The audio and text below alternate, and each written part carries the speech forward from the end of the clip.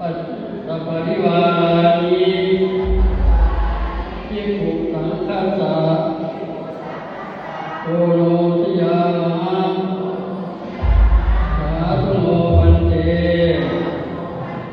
ภิกขุสังโฆอิมานิ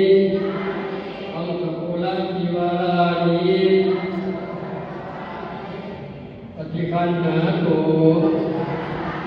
ธัมมาคันเจวะมาตาปิตุตาทีนัญจายาตกานังสัพพสัตตานังอิขรัตตัง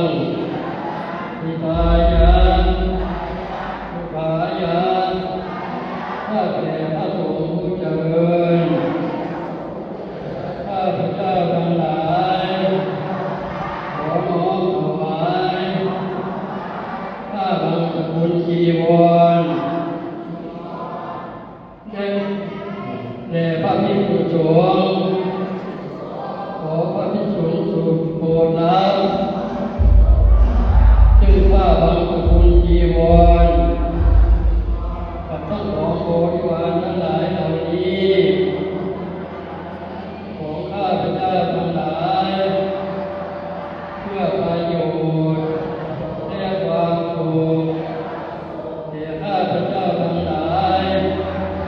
และญาติทั้งหลายของข้าพเจ้า